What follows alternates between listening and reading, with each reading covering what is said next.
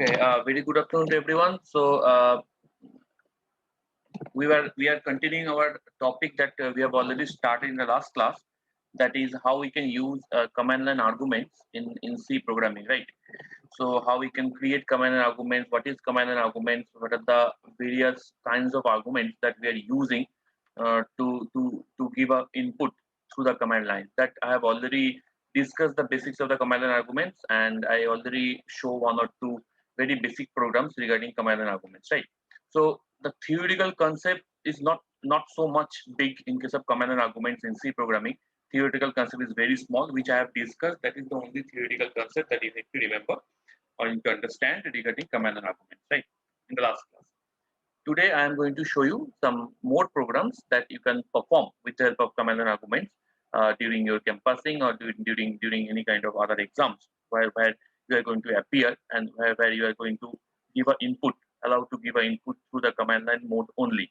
Okay, so I already told there are three kinds of process that we actually following to give inputs. The first process is we can give input through compile time. That means we can directly uh, mention the input values in terms of initialization of the variables or initialization of the array in the program itself, inside the program itself. So whenever we need to change that input, we have to again enter into the program, change the input or modify the value of the variables, and then resaving the program for execution. Right? These are compile time input, and these are the disadvantage of compile time input. Every time you have to enter as per the requirement of the user. You have to enter into your program, inside your program, and you have to change that input multiple times inside of your code, right? And then resetting it and then execution it. So that problem has been overcome with the help of the concept of runtime input, right? That means the input that which you are giving at the execution time of your program or at the runtime of your program. So you don't need to enter into your code. So at the execution time of your program, you can easily give the input, or not only give, you can easily modify the input as per the customer choice by rerunning the program again. Okay, that is the advantage of runtime input over compiler input. So besides these two type of input, there is one more process by which we can give inputs into our C program. That is a command prompt based process. You can say that means we are giving the input into the command prompt while we are running our code, or while we are giving the code execution command. In that place, we can give the input. Okay, and that input is actually called a command line arguments, or that inputs we are giving in the form of command line arguments. So I have already told if we want to execute a command line argument, we have to use either a command prompt based processor, or we can use, for the sake of simplicity, you can use here this online GDB compiler that is available freely online, and you can use it where you are able to give a command line arguments as an input in this command line argument box. Okay, if you remember in the last class I discussed about all these things. So just make me give you a very brief revision what we have discussed in the last class. So command line inputs are a special kind of arguments, a special kind of inputs that we have given in the form of argument within the main function itself, right? So the main function has two arguments, okay, which will work as a command line argument. The first argument is represented as int argc. So argc means argument count. C means count. Argument count. That means how many arguments you are giving, that argc will return that count. Obviously, count is actually integer form, so that's why its return type is always integer, right? This is the first kind of argument or parameters in case of command line argument that we are giving inside the main function. Second kind of argument or parameters that we have given inside the main function is a vector type, or you can say and a pointer to array type. Pointer to array type. That means which returns a characters by default. Okay, which return a character by default. Okay. So this argv array is a pointer to array type which will hold the address. This pointer will hold the address of the first byte of the array or of the vector argv. V stands for vector, arg stands for argument. Okay, argument vector, and this is argument count. Okay, you have to remember the full forms of these two arguments, right? So This is the way of we can pass the command line through the main program. And I have shown in the last class that how we can give the command line if we are using a Unix compiler, GCC compiler in the Unix environment or Linux environment, while we are giving that compile time command, that means that GCC space your C program file name dot C. Along with that command, we are giving the command line inputs by separating with a blank space. Okay, so here we are giving in online GDP compiler where we are giving the command line input. We are allowed to give the command line input inside this command line argument box, which you have seen at the bottom of this page. Okay, so here you can give a number of inputs like 2, 5, 7, 8, 9, any number of inputs. And while you are giving space in between two inputs, that means these two inputs will work two different inputs from each other. That you will have to remember. If you are not giving space, then it will work like a single input, right? So, so this is the way of how we can give command line arguments. Now, argc and argv, I actually already discussed about these two arguments type. When the program is called from the command line with arguments, argc will contain the number of arguments.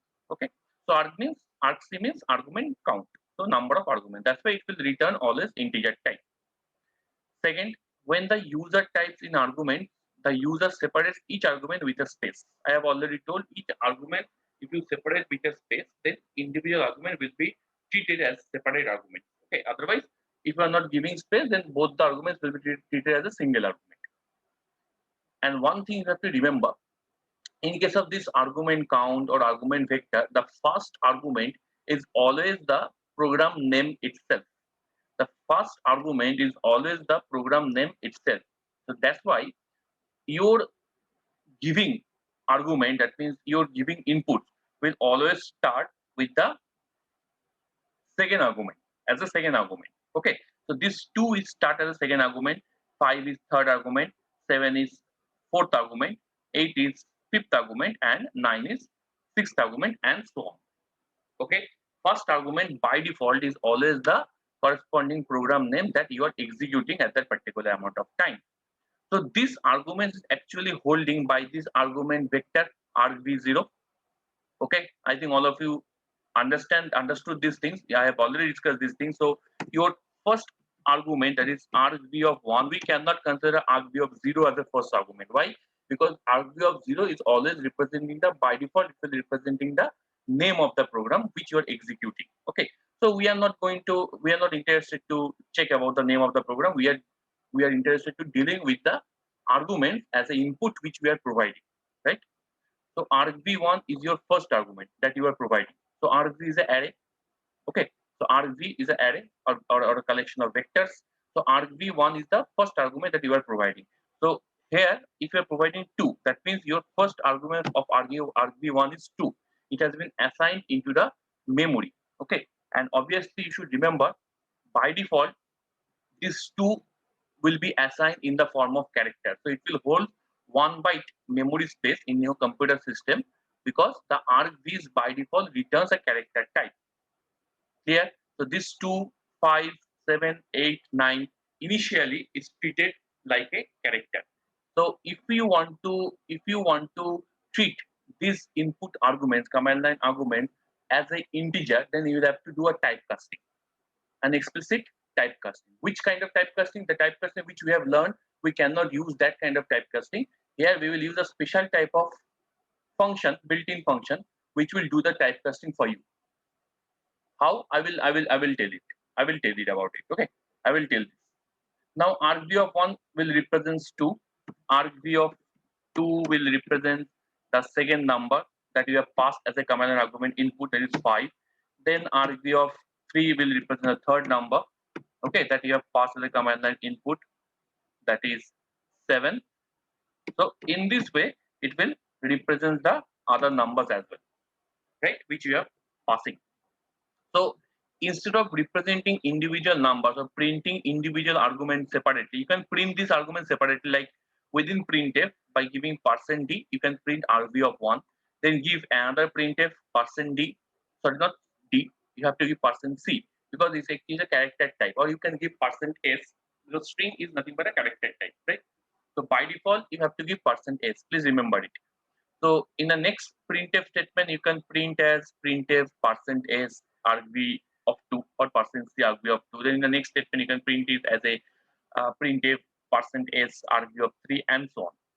So I will just wrap up all this individual printing activity with the help of a for loop and this printf single printf statement. Okay.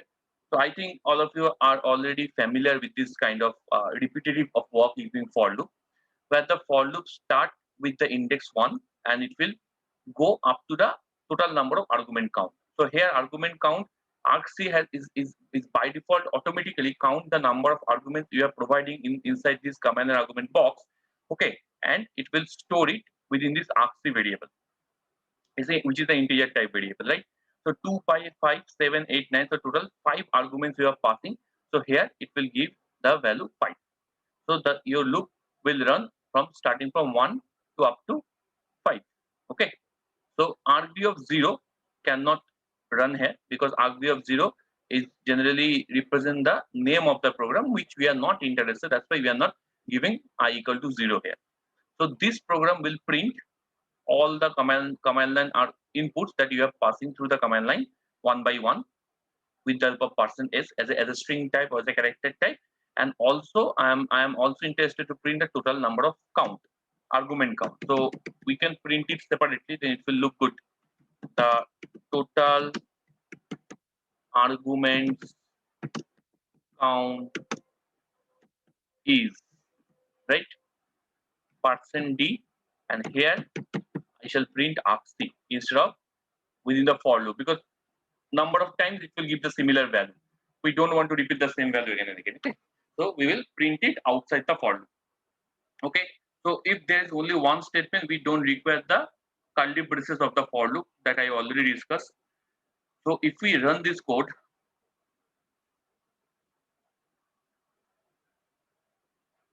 it will give you the number of argument 2, 5, 7, 8, 9. I need to give one space, and then the total number of arguments count is 6. Okay. So 6 actually it will contain 6. Why it will contain 6? I tell you one thing, because I forget to tell you one thing, because that plus one extra one will be counted from the as a default argument. That is the argument 0. That will be counted automatically along with this argument. Okay. So total 5 arguments you are providing plus 1. That plus 1 is actually the name of the program, which is a default argument that you are treated as an argv0. Okay, so that will be counted automatically within argc. So this is the very basic program, how we can do the argument, right? Now I want to show you the typecasting type of thing that we can use while we're using a command and argument. So we will check this program. So this is addition of two numbers. By passing the input argument, we will do the addition of two numbers, right? Very simple program. Addition of two numbers by passing argument. Header file is there. Okay, so don't make it confused. Header file is already there, so I don't require to include the same header file again. But this stdlib.h header file plays a very vital role here. Why? Because this stdlib.h header file will provide you to use that typecasting, that integer typecasting of your default argument type. Okay. So here I am going to perform the addition or summation of two numbers that you are going to provide through the command line inputs, through the command line arguments, right? So your first argument that you want to provide, that is argv of 1, that will be stored within this first element of this array, argv of 1. Okay, not first, second element you can say, because first element by default stores the name of the program, right? So suppose that element I want to store as a within this argv of 1 position, that is 10, right? So by default this 10 is a string type or character type. Character array means string type, right? So if we want to convert it into its corresponding integer, because if we perform the addition of two strings, it will give concatenation. If we perform the addition of two strings, it will give concatenation. Let's check it out. If we do these things, printf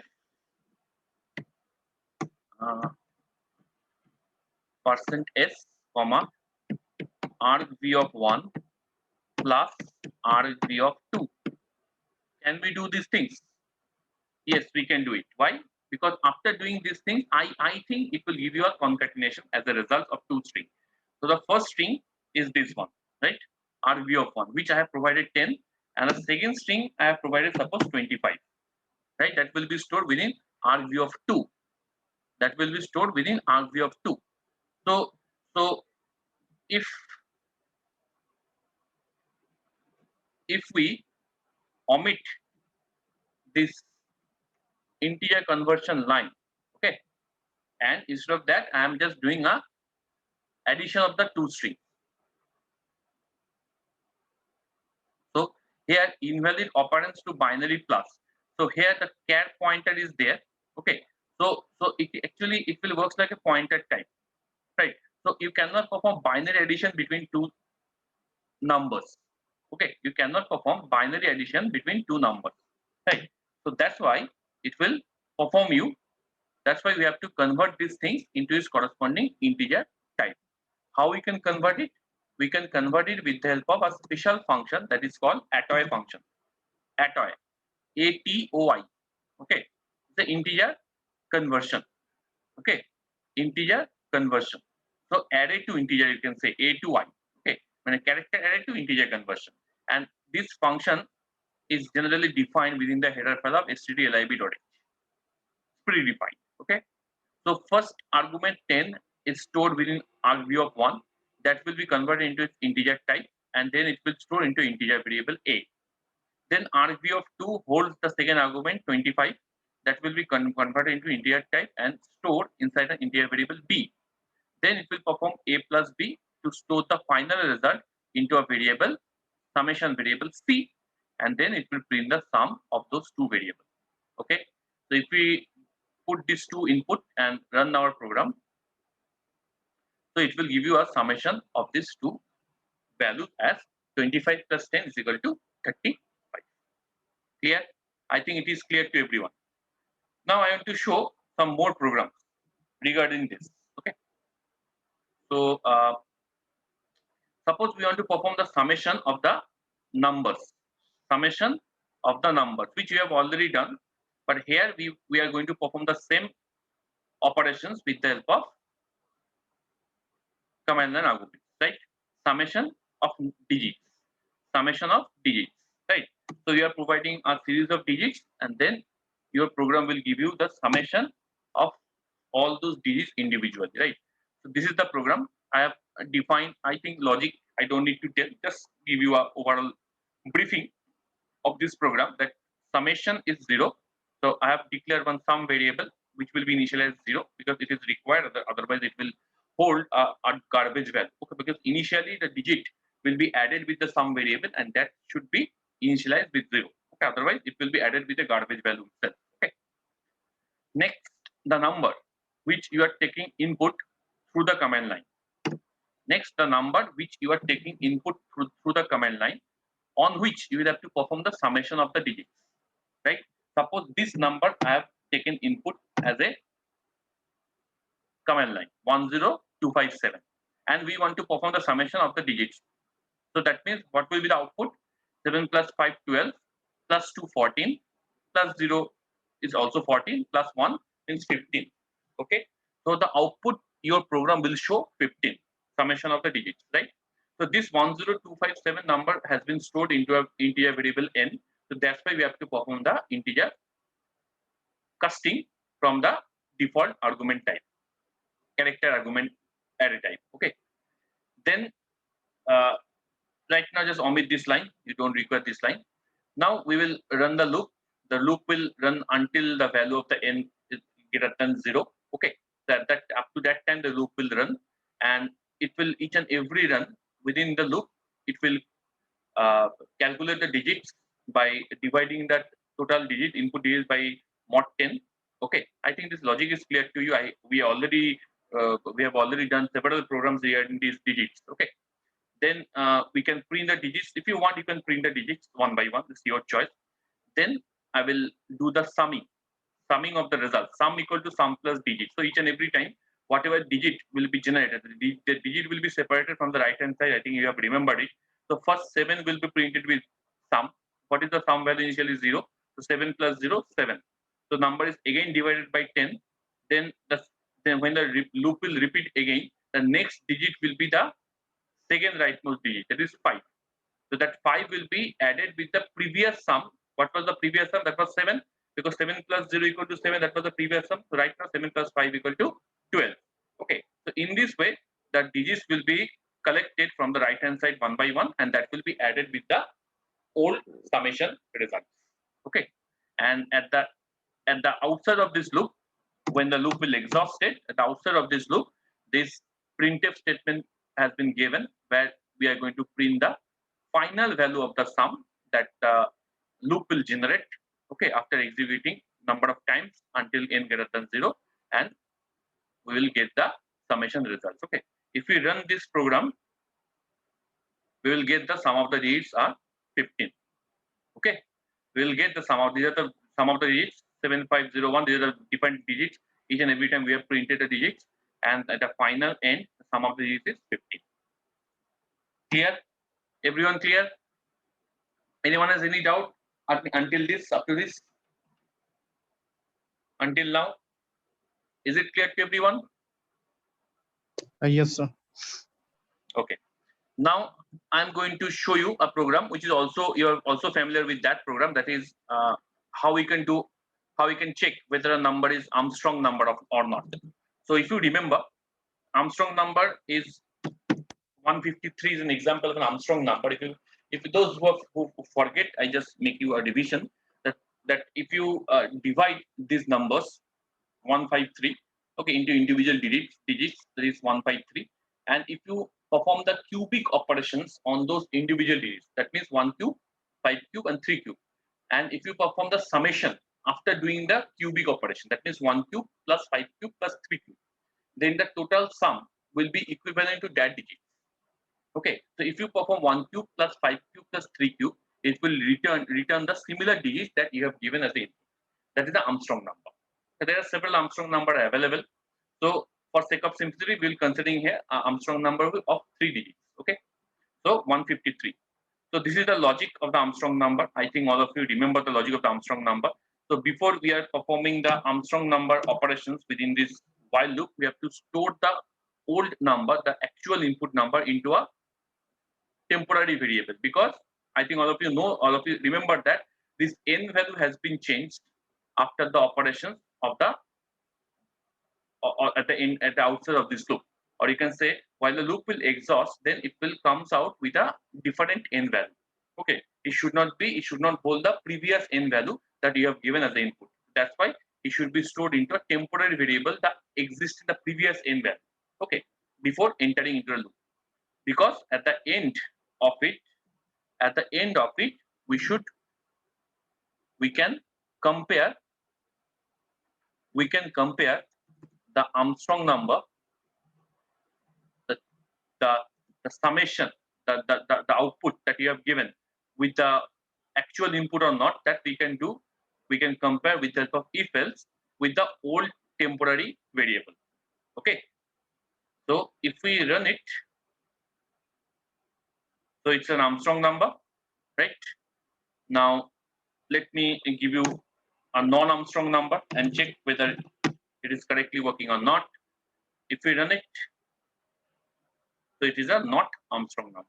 Okay, so it is correctly working.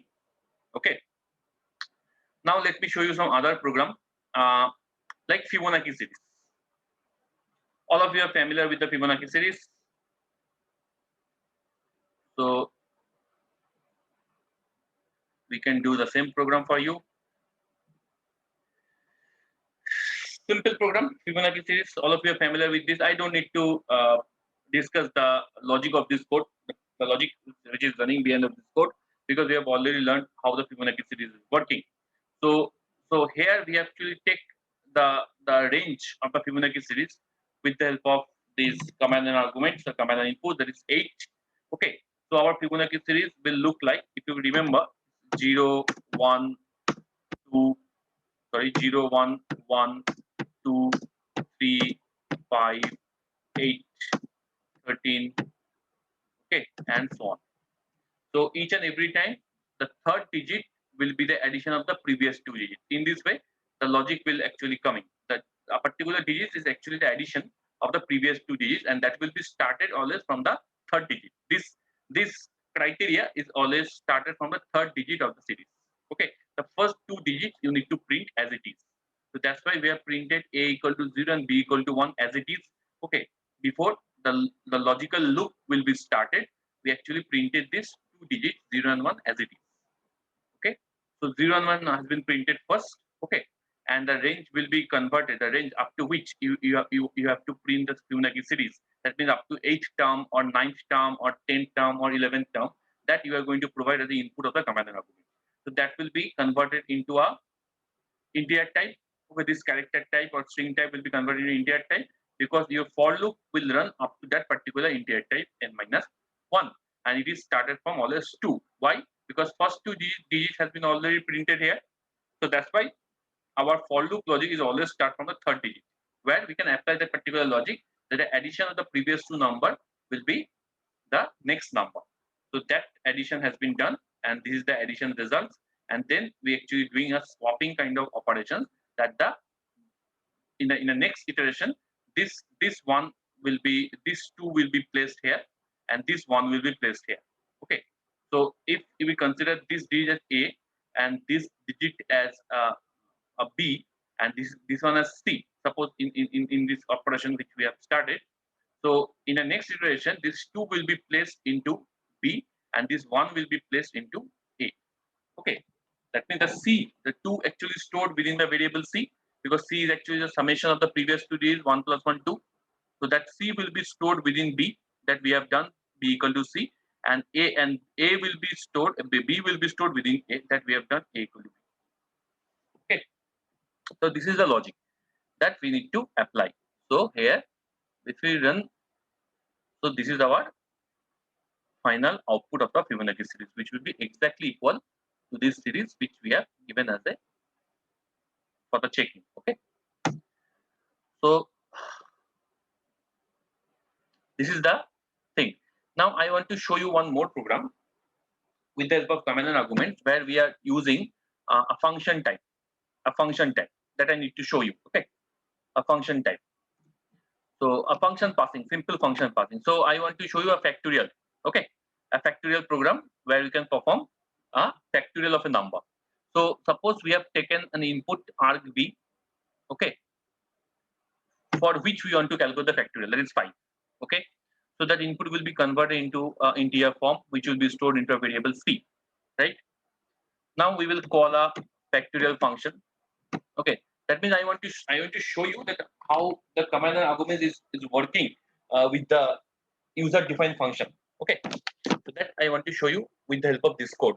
Right, so within fact we are passing that variable n, okay, on which we want to perform the factorial.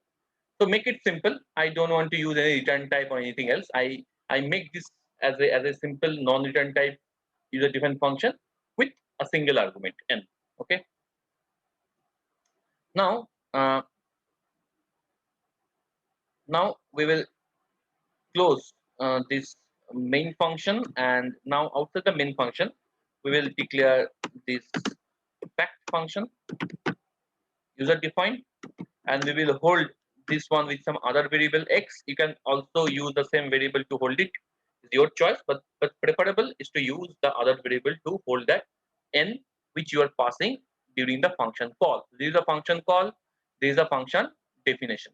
Right, now within this we are going to declare a variable p equal to 1 and I, that is a looping variable, right, and we will run a loop for I equal to 1, I less than n, sorry, not n, here it should be x, less than x, and I plus plus. Right, now within this for loop we will do the operation p equal to p into I. Right, p equal to p into I, within for loop we will do p equal to p into I, right? All of you agree with me? If I'm writing a wrong code, please tell me, okay, if there is any mistake. And then here we will print the final, you can say the final output of the factorial. The factorial output is percent d, okay, percent d, and then comma should be sir for লুপের কন্ডিশনটা i less than equal to x হবে না? less than equals to yes, হবে, sir. less than equal to, right, less than equal to, because last number should be also be multiplied, right, less than equal to, because the last number should be also multiplied with the previous one, okay. So if you don't give less than equal to, then that 5 is not multiplying with the previous one. So percent d, and then we will print the factorial value which will be stored into p, okay. So I think the code is right. So let's check it out. Right now, don't need to insert the function code type declaration. Okay, sometimes it is not required. Okay, based on the compiler, it is not required. It will automatically assume the function code type declaration. Compiler to compiler, it will vary. So if it will demand for the code type declaration, then we will insert. Okay. Okay. So this is the factorial number by passing arguments through the command line. So I hope that all of you have understood this command line concept very clearly. So there is nothing need to say, nothing more to say regarding this command line arguments. Okay, because you need to know only how we can use it, how we can pass it, and what is the role of argc, argv, and how we can convert it into character by character to integers or string to integers, and how we can handle this argv array one by one. Okay, so these are the things that I need to tell regarding the command line arguments. Okay, so this is all about the command line arguments. The rest of the program you can start, you can practice with the help of command line arguments. Okay, at your home. Okay, rest of the program you can practice.